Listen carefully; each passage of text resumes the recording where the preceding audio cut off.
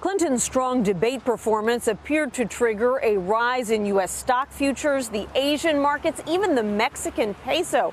Analysts say it's not because the financial markets like her policies more, Vlad. It's because they view her as more predictable than Donald Trump when it comes to trade and foreign policy. All right, Nancy, let's start with the debate. Clinton's campaign is claiming victory. Both campaigns are, in fact, spinning. But was it the great lift that the Clinton folks hoped it'd be, or should they be worried that Trump could retool his message and come roaring back in the second debate?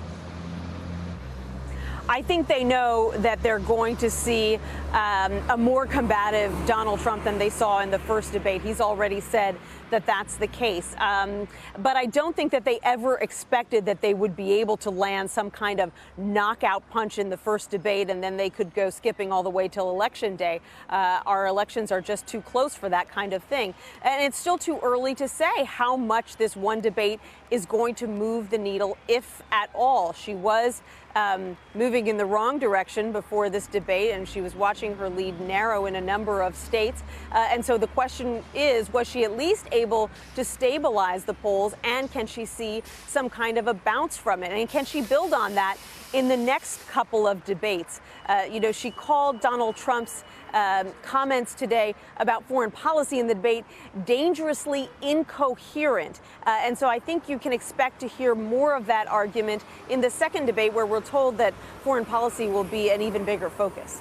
Nancy, Donald Trump was the one who first referenced his temperament, and Tuesday morning, Hillary Clinton responded. I want to play a little bit of that for our viewers.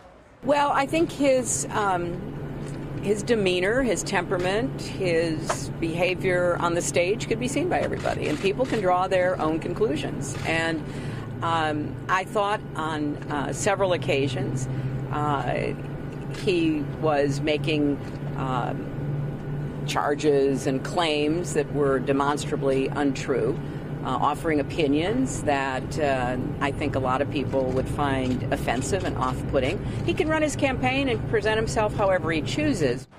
So, Nancy, how is the campaign seizing on Donald Trump and his quote-unquote temperament? Well, Clinton there was actually far more measured than her campaign has been. They have been describing Donald Trump's performance as unhinged, even deranged. They said that he lied over and over again. That's pretty hyperbolic. But basically, the argument that they are making is that anytime Clinton baited him even slightly, he took that bait and ran with it and spent all of his time defending himself. They say he even lied today about his lies last night and claimed that he didn't say things last night that he did. And so they are going to continue to prosecute this case against Donald Trump the way they see it. They just have more material now for her to use on the stump and in campaign ads.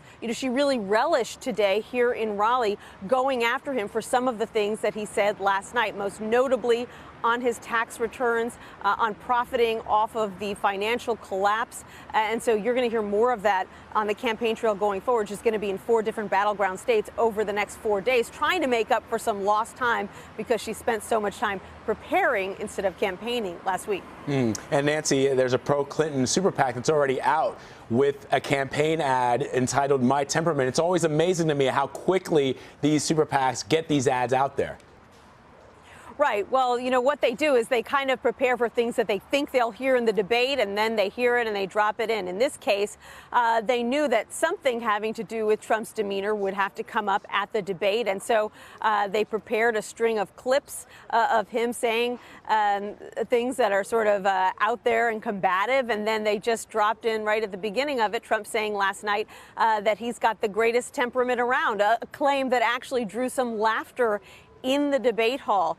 So you get a sense of how both campaigns are capitalizing on what happened last night. I'm sure you will see ads from Donald Trump's campaign that have things that he said about trade last night in the debate because they believe that that was his strongest argument last night. And they think that reporters and Beltway types are underestimating how powerful that argument about trade leading to job losses is among a lot of voters in this country. Nancy Cordes for us tonight. Thank you, Nancy.